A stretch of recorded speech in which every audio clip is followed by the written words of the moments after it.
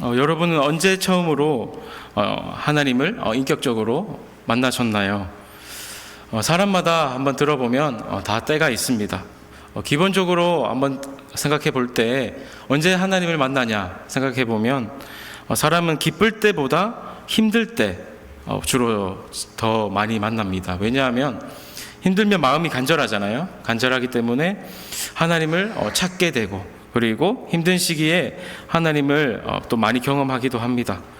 그래서 젊은 시절에 한번 보면 교회 학교에서 청소년 때나 청년 때나 보게 되면 교회 단체 수련회 가잖아요. 수련회 가면 거기서 많이 은혜를 받기도 하고, 또 더 나아가서 교회 부흥회나 기도회, 그리고 찬양 시간에 하나님을 만나기도 합니다.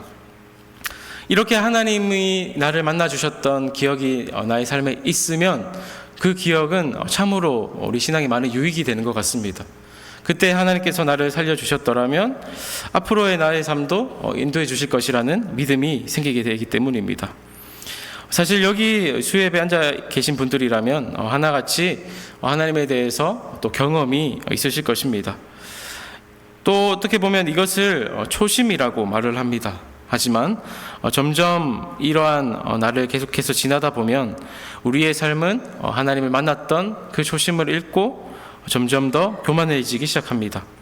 하나님의 구원하심을 잊고 내가 잘나서, 내 능력이 뛰어나서 지금 이 자리에 있는 줄로 착각합니다.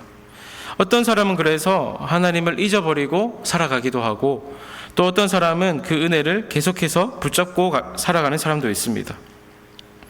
제가 어느 날 이런 생각을 한 적이 있습니다. 어떤 생각을 했냐면, 다른 사람들은 받았던 은혜들을 다 잊어버리고 자기 편한 대로 살아가는 것 같은데 왜 나만 괜히 이 은혜를 붙잡고 살아가는 건 아닐까? 그냥 나도 잊어버리고 살아가면 안 될까? 이런 생각을 했었지만 오늘날의 상황에 비춰봐도 오늘날 그 하나님과의 약속, 그 믿음을 붙잡고 살아가는 사람이 몇이나 될까? 라고 묵상하던 와중에 하나님께서 저에게 주시는 마음이 있었습니다. 그게 뭐냐면 그 마음이 귀하다라는 거예요. 다른 사람은 다 잊었을 때라도 너는 내가 살려주심을 기억하고 지키려고 하는 그 마음 그 자체, 여전히 하나님이 나를 도와주셨던 그 감격을 잊지 않고 계속해서 간직하려고 하는 그 마음 자체가 귀하다, 이런 음성을, 이런 마음을 저에게 또 주셨습니다. 그래서 아직까지도 내가 하나님 응답하고 모른 채 하고 돌아설 수도 있는데 그 은혜 주셨던 것을 기억하면서 아직까지 내가 하나님 앞에 나아갈 수 있다는 것, 그리고 그렇게 다짐할 수 있다라는 것이 참 감사한 것이구나 라고 고백했던 기억이 있습니다. 우리가 살아가면서 그래서 항상 옛날의 그 초심의 마음, 그것이 중요한데 날이 점점 지나감에 따라 참 무뎌지는 것 같습니다. 예수님께서 이제 공생의 사역 기간 동안 자신을 가장 힘들게 한 부류들이 있었습니다. 보통 어떤 부류라고 생각하시나요? 불신자들, 하나님을 믿지 않는 자들, 그런 사람들이 방해할 것 같습니다. 또 복음 전할 때 핍박하는 사람, 이런 사람들이 방해가 될 것 같지만 사실 이들은 오히려 핍박을 하지만 하나님을 경험하면 곧바로 회심하는 단순한 사람들이었습니다. 이들은 사실 큰 문제가 되지 않았고 가장 방해했던 부류는 오히려 하나님을 잘 알고 있다는 기득권 세력이었습니다. 예수님 당시 시대로 말하자면 서기관과 바리새인과 종교 지도자들이었습니다. 그래서 이들은 마치 자기가 하나님인 것처럼 목이 빳빳하고 겸손할 줄 모르는 아주 교만한 사람들이었습니다. 그래서 오히려 이들은 하나님의 계명을 잘 지키고 있다라고 생각하고 뻔뻔하게 자신의 모습을 말하는 사람들이었습니다. 오늘 읽진 않았지만 누가복음 18장 11절 12절 제가 한번 읽어드리도록 하겠습니다. 18장 11절 12절 바리새인은 서서 따로 기도하여 이르되 하나님이여 나는 다른 사람들 곧 토색, 불의, 간음을 하는 자들과 같지 아니하고 이 세리와도 같지 아니함을 감사하나이다. 나는 일에 2번씩 금식하고 또 소득의 11조를 드리나이다 하고. 자, 여러분, 우리가 한번 상식적으로 한번 생각해 보겠습니다. 자신이 신앙생활 정말 잘하는 사람들은 이렇게 자신의 행위를 말하면서 드러내지 않습니다. 한번 간단하게 한번 예를 들어봐도 어떤 성도가 있는데 어떤 성도에게 이제 어떤 다른 사람에게 이제 자신의 소개를 하는 겁니다. 저는요, 다른 어떤 기존의 성도님들과 다릅니다. 이렇게 말하면서 나는 악한 죄를 저지르지 않아요. 그리고 일주일에 2번씩 금식도 하고요, 11조도 꼬박꼬박 드린답니다. 자기 소개하는 거예요, 지금. 이렇게 말하면 보통 어떤 반응이 올까요? 와, 저 사람 정말 대단하다. 어떻게 저렇게 살아갈까? 이런 반응보다 내가 저 사람 아는데 왜 저렇게 말을 하지? 이러면서 다른 사람을 비하하면서까지 저렇게 자기를 띄우고 싶을까? 얼마나 잘났길래 금식과 11조를 이렇게 떠벌리고 다닐까? 아, 네 잘났다. 막 이런 반응이 아마 정상적인 반응일 겁니다. 그래서 오히려 하나님을 가까이 하지 않는 사람들이 이런 겉으로 드러나는 모양새에 집중하는 것을 볼 수가 있습니다. 그래서 예수님 당시 시대 때 이제 바리새인과 세리, 종교 지도자들을 향해서 자주 책망을 하세요. 마태복음 23장에 보면 우리 화 있을진저 서기관들아 바리새인들아 이렇게 말하는 거 아시죠? 계속해서 말하는데 그 장만 해도 7번 이상 화 있을진저 이렇게 말씀을 하십니다. 그만큼 하나님을 더 안다고 생각했던 사람들이 실제로 보니까 예수님을 더 방해하고 그 신앙에 있어서 더 유익이 되지 않는 그런 세력들이었습니다. 그들은 도무지 귀가 닫혀 있었고 볼 수 있는 눈이 가리워져 있었습니다. 보긴 보아도 듣기는 들어도 분간할 수가 없었어요. 이것은 이사야 6장 9절의 말씀에 대한 메시지였습니다. 여호와께서 이르시되 가서 이 백성에게 이르기를 너희가 듣기는 들어도 깨닫지 못할 것이요 보기는 보아도 알지 못하리라. 이 말씀에 대한 성취였습니다. 그래서 얼마나 예수님께서 답답하셨으면 오늘 말씀에서 그 16장에 읽으셨는데 이러한 부류의 사람들에게 비유를 통해서 예수님께서는 교훈을 주시려고 합니다. 2가지 비유가 나오는데 하나의 비유는 16장 1절부터 보시면 불의한 청지기의 비유입니다. 또 하나는 부자와 거지 나사로의 비유입니다. 앞에 거보다 뒤에 부자와 나사로의 비유가 꽤 충격적일 만큼 이제 그만큼 큰 비유를 들어서 책망을 하시는 모습을 볼 수가 있습니다. 그래서 이 비유 둘 다 누구를 대상으로 했냐? 바로 바리새인들을 겨냥해서 비유를 말씀하고 계신 겁니다. 그래서 먼저 앞에 비유를 한번 보게 되면 불의한 청지기 비유입니다. 이 비유의 핵심 메시지는 뭐냐면 간단히 말하면 우리가 가진 돈이 있으면 돈을 나를 위해서 사용하지 말고 하나님을 위해서 지혜롭게 잘 활용해라.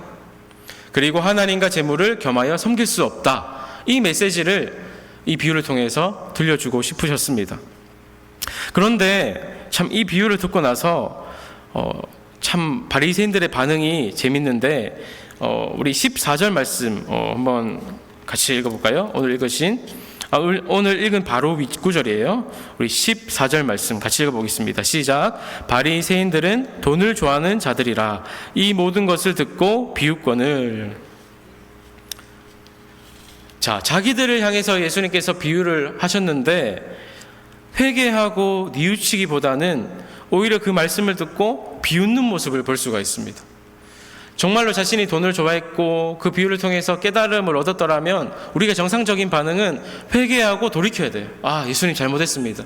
제가 이런 모습이었습니다. 앞으로 그렇게 살지 않겠습니다. 이렇게 해야 되는데 14절 보니까 돈을 좋아하는 자들이라 이 모든 것을 듣고 비웃었다 이렇게 말하고 있습니다. 왜 비웃었을까요? 그것은 어떻게 보면 되게 찔렸어요.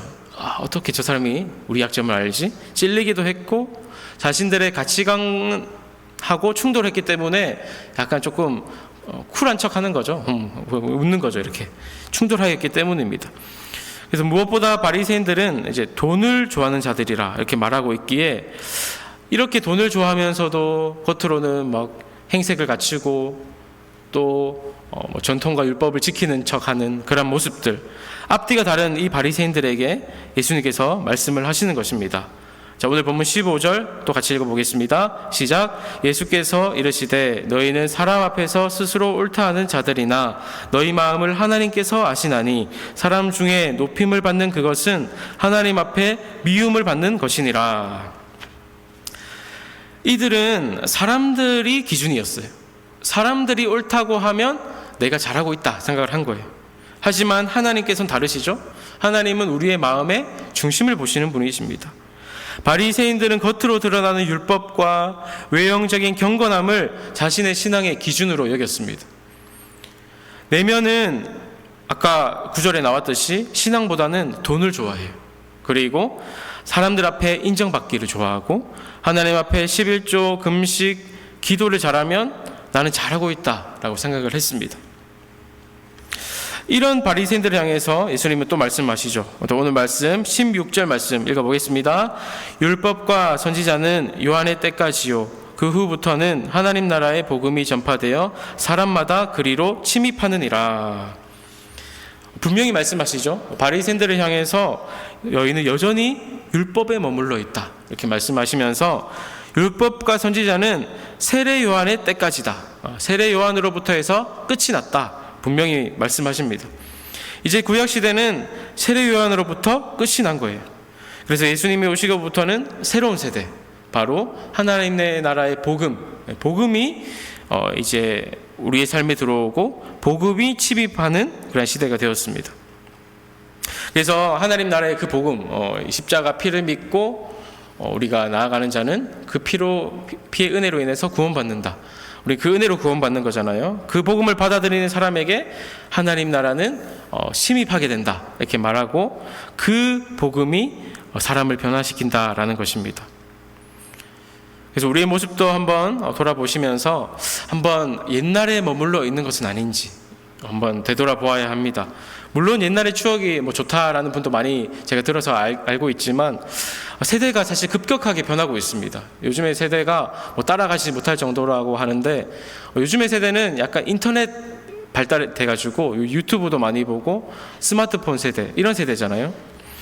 그래서 이 영상 시대입니다. 영상, 눈으로 보여지는 것들 그것이 중요한데 그런데 이런 세대 속에서도 옛날에 그 좋았던 그런 좋았지 이렇게 말하면서 전통만은 고집하면서 나아가는 것 이것은 옛날에 머물러 있는 것입니다. 사실 많은 교회들이 각자만의 이제 가지는 전통들이 다 있습니다. 저도 이 머미던 교회가 이제 몇 번째 되는 교회인데 한 5번째 되는 것 같은데 교회마다 각자만의 그런 풍기는 그러한 느낌과 이미지가 다 있습니다. 전통들이 있어요. 그래서 물론 교회들을 보면 아름답게 계속 해오던 그런 전통들 무시할 수 없는 것들이 있습니다. 그래서 이 전통들을 우리가 행하면 우리에게 아주 익숙하기도 하고 그것을 했을 때 마음이 편하기도 합니다. 하지만 문제가 뭐냐면 그 전통대로 해야지만 마음이 편안하고 그 전통대로 해야지만 하나님을 사랑한다라고 생각한다면 그것은 잘못 생각하신 것입니다. 하나님보다 전통이 앞서서는 안 되는 것입니다. 우리가 돌아보면서 하나님보다 앞서는 모든 것들이 있었다면 또는 그것이 하나님을 향한 사랑 없이 무의미하게 반복되는 것이 있다면 우리는 과감하더라도 내려놓을 수 있어야 한다는 것입니다. 17세기 네덜란드 개혁주의자들은 이런 말을 했습니다. 개혁된 교회는 항상 개혁되어야 한다. 오늘 우리 장로교가 개혁교회인데 교회는 하나님의 말씀에 비추어 보면서 늘 개혁할 것이 있는지 돌아보면서 할 것이 있다면 해야 된다라는 것입니다. 그런데 참 말처럼 쉬운 것이 아니죠. 교회에서 우리가 모임을 보면 아시다시피 어떤 조직이나 모임을 새로 만드는 것은 쉬워요. 맞죠? 새로 만드는 것은 쉬운데 없애는 것은 너무 어렵습니다. 코로나 같은 강제적으로 이렇게 억압이 있다면 모를까 그러지 않고서야 우리는 늘 하던 것을 그만두는 것을 굉장히 어색해하고 힘들어합니다. 그리고 점점 변하는 것이 두려워지고 지금 하는 것이 좋지 하고 좀 안주하고 싶은 경향도 있습니다. 하지만 그것이 하나님을 향해서 우리가 나아가지 못하게 한다면 잘라낼 수 있어야 된다라는 것입니다. 우리 중세 카톨릭 시대를 아실 겁니다. 그때 시대를 보면 참 이제 전통과 권위 그리고 교황의 권위가 엄청났습니다. 그래가지고 교황의 말이 하나님보다 앞선다 생각을 했죠. 당시에 성경을 못 보기도 했었지만 이러한 그런 교황의 권위에 집중되니까 어떻게 됐냐? 하나님 말씀 성경보다 교황의 말이 우선시 되었습니다. 그 결과 우리는 결과를 다 알고 있습니다. 교회사가 말해주고 있죠. 결과적으로 부패, 면죄부 판매, 형식적인 의식들이 중심이 되어서 부패되어서 결국 마틴 루터가 종교개혁을 일으켰습니다. 이후 개혁된 오늘날의 우리 교회도 말씀을 많이 듣고 읽고 있지만 우리의 삶의 모습과는 연관이 없습니다. 여전히 말씀을 들어도 돈을 더 사랑합니다. 그리고 자기중심적이고 하나님을 사랑한다고 하지만도 남을 비판하고 여전히 내 마음 가운데 사랑이 없습니다. 이러한 모습들도 바리새인과 같은 모습입니다. 그래서 우리가 외적인 것들에 신경을 쓰고 그것에 집중하기보다는 본질적인 것에 집중을 해야 되는 거죠. 우리가 돈을 안 좋아하는 사람이 어디 있겠습니까? 사실 따지고 보면 다 좋아하는데 그 돈 사랑하는 게 문제가 아니고 돈을 사랑하는 것보다 하나님을 더 사랑하는 것, 이게 문제가 되는 것이고, 또 돈이 문제가 있다면 솔직하게 하나님 앞에 가지고 나아가는 것, 그게 중요한 것이죠. 돈 사랑하면서도 아닌 척하고 하나님 더 사랑하는 척하고 그게 문제가 되는 것이잖아요. 그래서 오늘도 교회들을 보면 교인 수로 교회를 평가합니다. 저 교회는 몇 명 모인다더라, 또 저 교회는 이 정도밖에 안 모인다더라, 이렇게 하면서 교회를 평가합니다. 물론 하나님의 역사가 일어나는 곳에는 사람이 모이는 것이 정상이기도 하지만 그렇다고 해서 모이는 숫자로 교회를 판단하는 것, 이것도 문제가 된다라는 것이. 제가 왜 이렇게 느꼈냐면 거제도에서 제가 사역할 때 그 교회가 사실 농촌 지역에 있습니다. 면에 있어요. 면에 있기 때문에 교통편이 좋지 않아서 버스를 타지 않으면 그 교회를 올 수가 없습니다. 그것도 자주 오는 버스가 아니에요. 시간도 잘 맞춰야 되고, 그거 놓치면 예배 시간 놓치고. 그래서 자가용이 없는 학생들이나 또 먼 거리에 있는 분들을 전도할 때 참 애로사항이 많이 있었습니다. 솔직히 자가용이 없으면 그 교회는 갈 수 없는 구조라고 보면 됩니다. 이런 한계들이 있었습니다. 그래서 못 오는 교인들이 있었는데, 그렇다고 해서 시골 교회에 사람이 그렇게 저 정도 모인다고 해서 하나님이 계시지 않는다고 절대 말할 수가 없습니다. 그 상황 가운데서도 하나님께서는 역사하십니다. 예배 드리고 싶어도 갈 수 없어서 어쩔 수 없이 집에서 영상으로 예배 드리는 자에게도 하나님은 분명 또 함께 하십니다. 그래서 우리가 다만 가져야 할 자세는 바리새인들처럼 겉으로 흉내내고 가식을 하는 것이 아니라 하나님 앞에 진실되게 나아가는 거예요. 당시 바리새인들은 그 겉으로 그 말씀을 이용했어요. 모세율법에 있는 이혼 조항을 악용했습니다. 모세가 자기 마음에 안 들면 쉽게 아내를 버리고 다른 여자와 결혼하라라고 했듯이 그것을 이용해서 마음에 안 들면 계속 아내를 버리고 또 이혼하고 결혼하는 겁니다. 간음하지 말라라는 율법을 강조하면서 실제로 이혼은 자기들의 유리한 대로 사용하고 있었던 것입니다. 그래서 예수님께서는 이렇게 말씀하셨죠. 이들에게 음욕을 품고 여자를 보는 자마다 간음하였다. 이렇게 말씀하신 것도 뭔가요? 바로 바리새인들을 책망하신 거예요. 너희가 그렇게 겉으로 드러나는 것에 집중하지만 나는 내 마음에, 그 마음의 중심을 본다. 중심은 이미 우리는 모두 죄인이죠. 그래서 겉으로 드러나는 것에 집중하기보다 하나님과 나와의 그러한 진실한 관계, 그것이 중요합니다. 거기서 하나님과의 또 진실한 교제를 나누는 것, 1대1과의 그러한 만남을 가지는 것, 이것이 하나님이 기뻐하시는 모습입니다. 그래서 우리는 이렇게 매주 말씀을 듣지만 변하지 않는 이유가 무엇일까요? 여전히 나만의 주관과 생각이 너무나 강하기 때문입니다. 내가 해왔던 모습이 맞다고 생각하기 때문입니다. 우리는 사실 그만큼 교만한 것도 없습니다. 내가 하는 것이 다 맞는 것이 아니고 한번 우리의 모습을 진솔하게 되돌아보는 것이 필요합니다. 그래서 예수님께서도 이 나 자신이 변하는 것, 또 이런 형태의 모습들이 바뀌는 것이 얼마나 힘든지 아셨기에 오늘 말씀 17절은 이렇게 말씀하고 있습니다. 우리 오늘 말씀 17절 같이 읽어보겠습니다. 시작. 그러나 율법의 한 획이 떨어짐보다 천지가 없어짐이 쉬우리라. 너무 놀라운 말씀 아닌가요? 그 많은 율법이 있는데 그 작은 글자 하나 떨어져 나가는 것보다 천지가 없어짐이 쉽다라고 말씀하실 정도였어요. 그만큼 바뀌지 않을 것 같은 바리새인들을 향해서 경고하고 계시는 거예요. 그래서 아까 조금 뒤에 제가 말씀드렸던 부자와 거지 나사로 비유는 바로 이 천국과 지옥에 대한 얘기를 이 바리새인들에게 들으라고 말씀하고 있는 거예요. 이 비유 다 아시잖아요. 부자와 거지 나사라고 있었는데 살아생전에는 부자는 호화롭게 살다가 거지 나사로는 개들이 떨어진 부스러기 먹다가 헌데투성이었어요. 그런데 나중에 죽어서는 위치가 바뀌게 되었습니다. 거지 나사로가 아브라함의 품에 있고 또 부자가 음부에 있었습니다. 그래서 이 비유를 통해서 하고 싶은 말씀이 지금 바뀌지 않으면 나중에 후회해도 소용없다라고 이것을 말씀해 주고 있습니다. 부자는 이제 바리새인을 가리킵니다. 그러면서 이 부자가 이렇게 말합니다.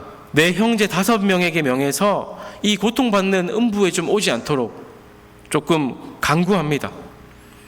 그런데 말을 하기를 이 땅에 있을 때도 내 말을 듣지 아니하면 죽은 사람이 다시 일어난다고 할지라도 그들은 믿지 않을 것이다. 이렇게 말하면서 말씀은 마무리되고 있습니다. 지금 그때 부자가 그렇게 하나님 말씀을 들을 기회도 있었고 돌이킬 기회가 있었는데 그럴 때는 그렇게 듣지 않다가 음부에 오니까 깨우쳐서 자기 가족 5명에게라도 복음을 전해서 이 고통받는 곳에 오지 않게 해달라. 사실 죽은 나사로가 다시 간다고 할지라도 그 형제들은 듣지 않을 것입니다. 사람의 마음이 그만큼 견고하기 때문입니다. 그래서 바리새인들이 이 모습을 보면 정확히 알 수 있습니다. 예수님이 나사로를 이 거지 나사로가 아니고 또 다른 나사로입니다. 나사로가 죽은 지 나흘 만에 하나님이 살리셨던 사건, 죽은 자를 살리신 사건, 이것은 정말 대단한 기적이지 않습니까? 다 썩은 냄새가 나는 나사로를 살렸는데 그 행하신 일로 말미암아서 많은 유대인들과 사람들이 그 행하신 일을 믿었어요. 그런데 참 놀랍게도 오히려 바리새인들과 종교 지도자들은 놀랍게 생각하지 않고 그때로부터 예수를 죽이기로 결심하였더라. 이렇게 말하고 있습니다. 똑같은 기적을 보여주어도 어떤 사람은 돌이키는 반면에 어떤 사람들은 더욱더 강팍해지게 되는 것입니다. 그래서 제가 오늘 이 설교 본질로 돌아가자 이렇게 말씀 이렇게 설교했음에도 불구하고 여전히 속으로는 비웃으시는 분들이 있으실 줄도 있습니다. 그만큼 사람이라는 존재가 사실 변화하기 힘든 존재이기 때문입니다. 하지만 우리가 진정으로 하나님을 믿는 사람들이라면 결단하고 돌이킬 줄 아는 사람, 그것이 진정 하나님을 사랑하는 사람들입니다. 나의 모습을 다시 한번 하나님 앞에 부족하지만 진실하게 내어놓는 사람, 그게 하나님 믿는 사람들이죠. 그래서 방해되는 모든 것들 있다면 한번 돌아보시면서 과감히 제가 할 것 있다면 한번 결단해 보시고 본질을 한번 붙들어 보시기를 바랍니다. 그래서 저도 부족하지만 저와 또 여기 계신 우리 모든 성도님들께서 모두가 진심으로 우리 하나님 앞에 나아갔으면 좋겠고 진정으로 하나님께서 사랑하시는 한 분 한 분 되시기를 간절히 소망합니다. 기도하겠습니다.